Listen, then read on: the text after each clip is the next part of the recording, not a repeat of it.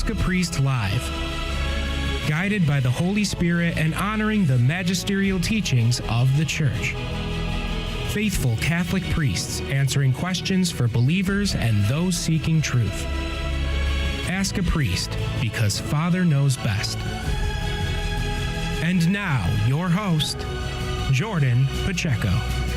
God be praised in his angels and in his saints. Hello, everybody, listeners and viewers all. Hey, welcome back to Ask a Priest Live. Man, it is good to hear that old music in my ears. There's different tolerances for the Christmas music. Christmas tide-wise, I personally think 2 weeks and maybe you could set down a Christmas tree. But we did hold out till February 2nd, and very grateful for Daniel and our other priests persuading me thusly. So I'm very happy nonetheless that we are back doing what we're doing. For those of you who are tuning in for the first time, very, very great show we have here on Ask a Priest Live. Hey, do you have a question? Have you been dying to ask a Catholic priest your particular question? Have you had this question maybe for an hour or even maybe for decades? Some of you have them for decades. I've seen them. Well, hey, that's what we are here for. So hey, thank you all for tuning in so much. It's going to be a very great episode today. And also, by the way, happy Feast of St. Blaise. I hope y'all were able to get your throats blessed. I know I was, and that was really cool because that's something that I don't think we really did a lot of when I was growing up. So very good indeed. Hey, I'm on with Father Gerald Murray today, and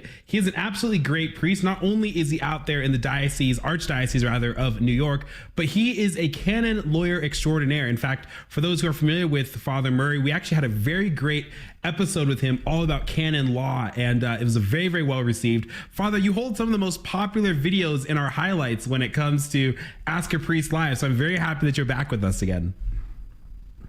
Well, thank you for having me. I'm always glad when lots of people tune in, and you guys are running a good show. So we are doing our best. It is definitely thanks be to God and also to our wonderful priests like you. So we'll definitely try to be gentle with you today, but man, we got a lot of really fun questions on the document. No doubt we're going to get some great calls in as well. And then also YouTube, if you can confirm for me anyone who's on there, it looks like it might still be down. So we'll look at getting that feed up and running. But in the meantime, let's open up those phone lines for all of you who are sticking around on the radio and other ways watching the show. 1-877-511-5483. Again, that call-in number, 1-877-511-5483, or email your questions for Father Murray today, priests@thestationofthecross.com. We are taking general questions today on the show, but if you do have one, maybe it pertains to canon law, this is definitely the kind of show you're going to want to get your question in for. All right, this first question, interesting with a little bit of preamble. Anonymous says, "Hello, Father. I made a private vow to pay my deceased husband's debts off. Now, I'm not legally responsible for them because they were only in my husband's name.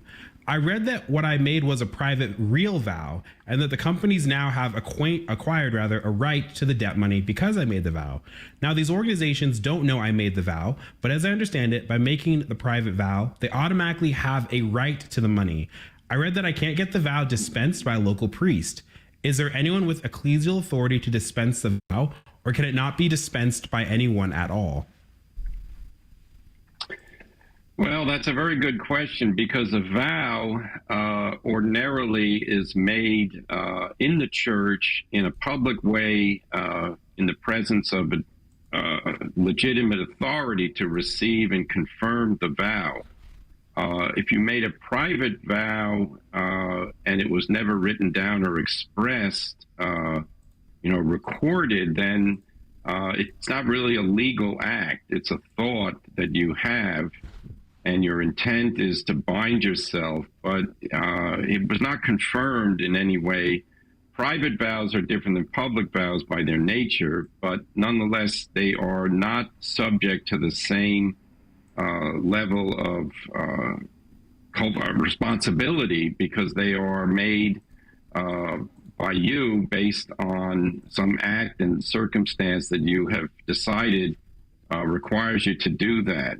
My suggestion is that you consult with your parish priest, and if he's not able to help you, then to ask him to refer you to the chancery office of your diocese.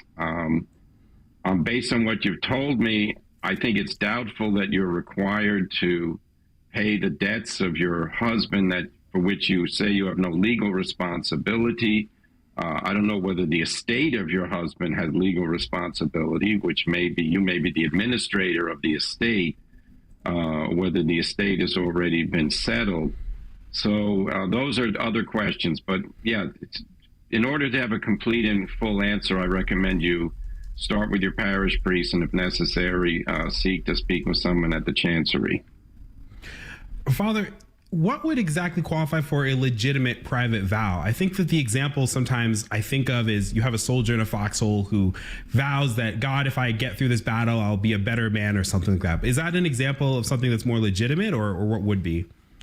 Well, that's more or less just a moral resolution that you're made. You know, vow has specific legal meanings, but it can also have a general broad meaning.